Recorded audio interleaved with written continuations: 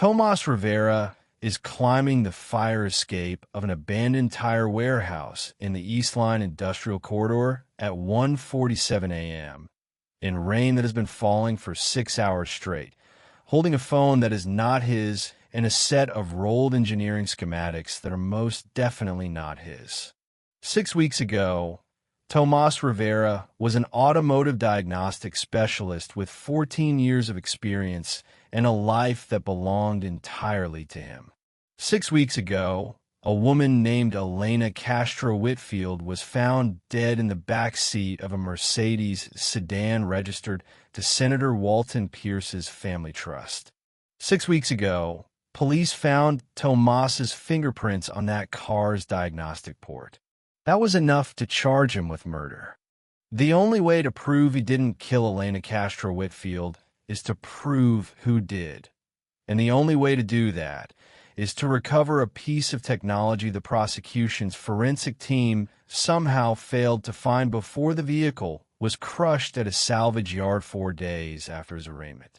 A secondary backup module built into the seatbelt pretensioner control unit, designed to survive collisions, never anticipated to survive deliberate sabotage instead. That module is sitting in a numbered storage unit on the 3rd floor of this warehouse. Somewhere below, in a black sedan with its headlights off, 2 men are waiting for someone who is not Tomás Rivera. Tomás Rivera is 36 years old, the son of a long-haul truck mechanic who taught him that an engine will tell you exactly what's wrong with it if you're patient enough to listen. He got his ASE Master certification at 22. He opened Rivera Diagnostics at 28, specializing in the electronic systems folding into modern vehicles, telematics modules, engine control units, 1,000 small computers as legible to him as a second language. He had a girlfriend named Yesenia, a nursing student he'd been with 3 years, an engagement ring already hidden in a tool drawer. He had exactly the kind of life that institutions don't notice until they need to destroy it conveniently. The Mercedes came into his shop on a Tuesday, towed in for a sensor array recall, routine work for a transport service contracted by Senator Pierce's household staff for discreet servicing. Tomás performed the diagnostic, replaced the sensor, ran the standard post-service check that logged his shop's credentials onto the vehicle's telematics history. Meaningless on its own, devastating 8 days later. He learned about Elena Castro Whitfield's death from a news alert, felt the cold unease of professional proximity to tragedy, and went back to work, assuming it had nothing to do with him. He was wrong in a way that would cost him everything. The police came to Rivera Diagnostics on a Thursday morning, 11 days after the death, with a warrant built around a devastating, technically accurate, and completely misleading fact. His diagnostic credentials were the last authorized access log before the vehicle's primary event data recorder showed catastrophic, unexplained corruption. The warrant did not mention that 8 days had passed, that the vehicle had been serviced and accessed by other parties in the interim. Tomás spent 19 days in county holding before his public defender, secured his release on bail, his family scraped together by mortgaging his mother's house. He emerged from county holding to find Rivera Diagnostics had lost 40% of its client base in 19 days. That Yesenia had visited him 11 times during his detention, and that the engagement ring was still sitting in the tool drawer because some part of him had decided that proposing while wearing an ankle monitor was a cruelty he refused to inflict on someone who deserved better. He also found a single voicemail from a man who did not identify himself.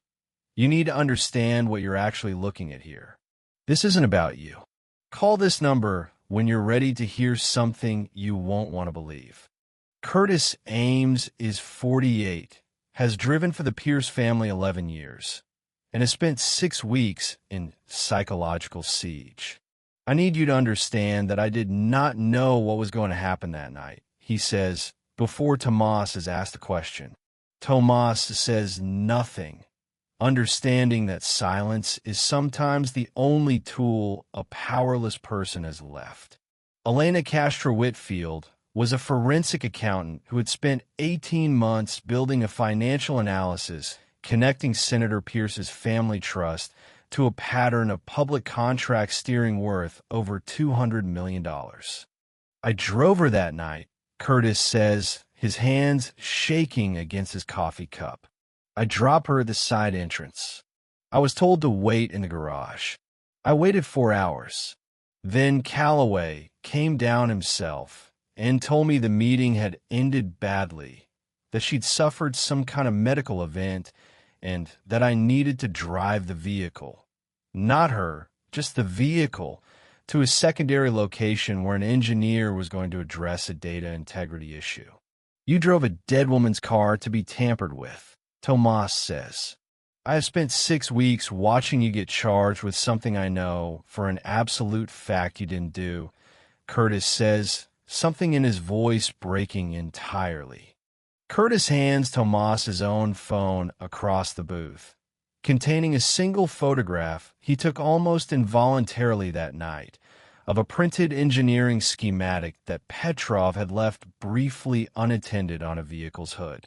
The document is titled Telematics Override Protocol, EDR Primary Corruption Sequence. Why are you giving me this now? Tomás asks. Why not 6 weeks ago? Because I found out you had a public defender with 140 cases and a mother who mortgaged her house, Curtis says, and I decided I would rather lose everything telling the truth and keep everything by staying complicit in the worst thing I have ever been part of. Tomás knows about the secondary backup module because of 3 manufacturer training seminars on telematics architecture, knowledge almost nobody else in this situation possesses.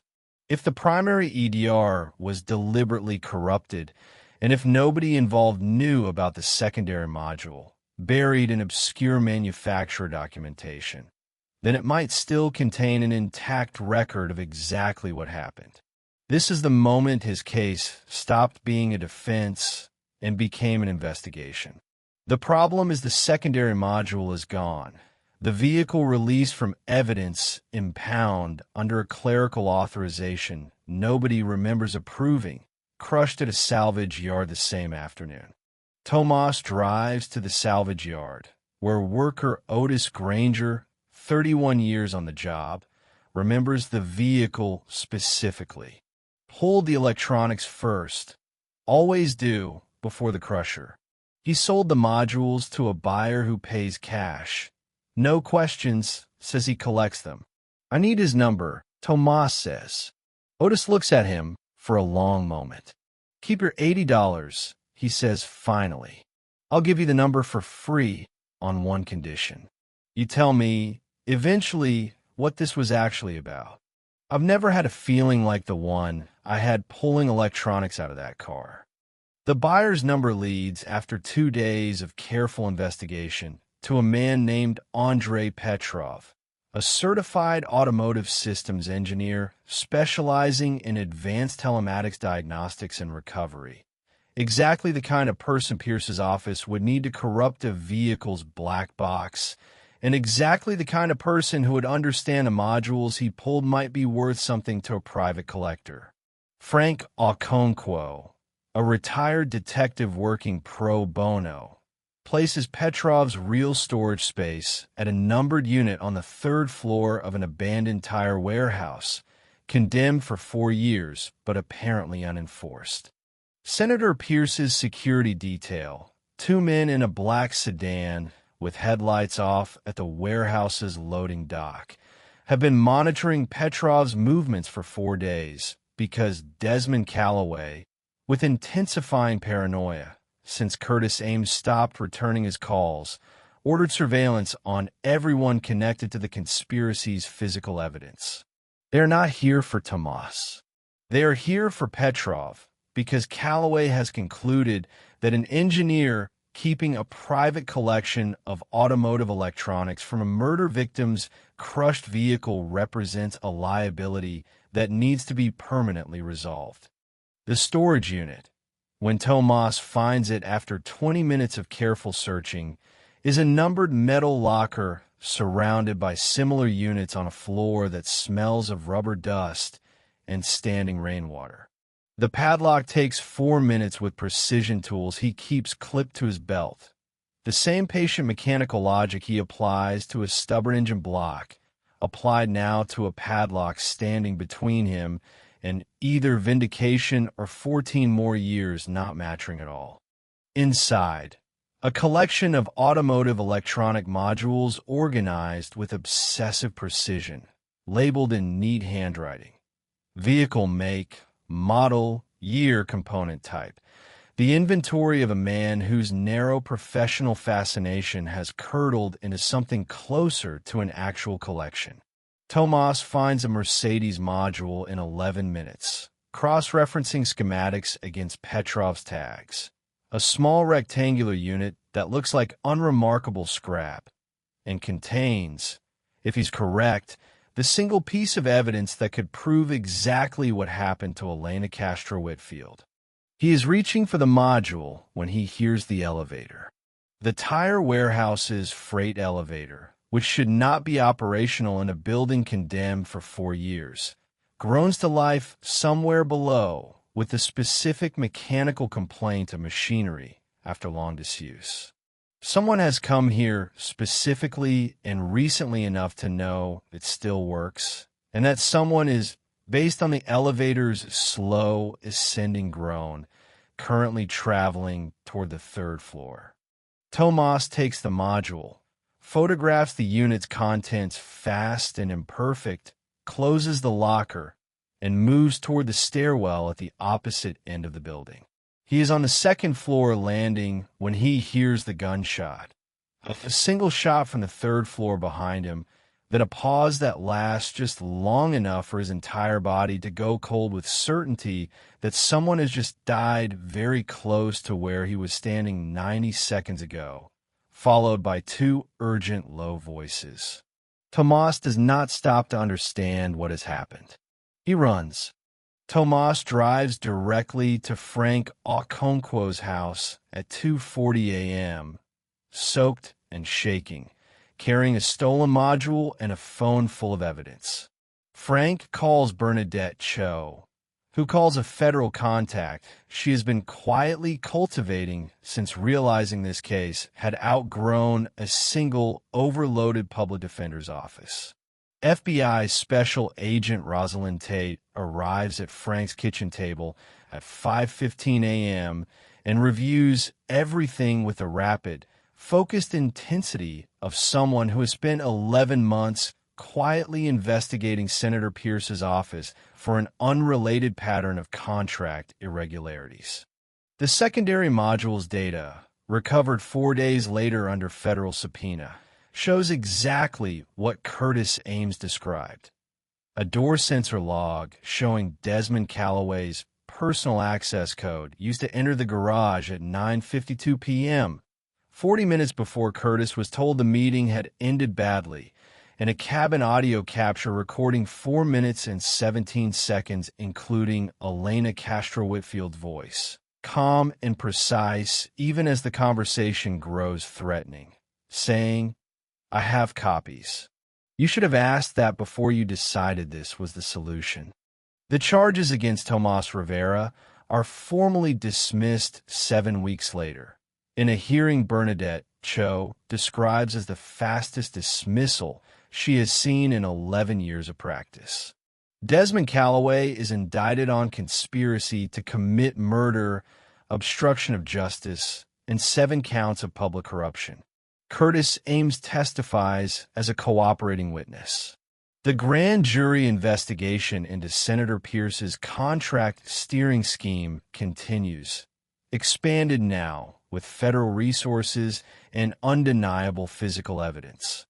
Otis Granger gets his answer over coffee at the salvage yard, listening to the whole story with the quiet attention of a man whose instinct for wrongness turned out to be exactly right. "Told you," Otis says.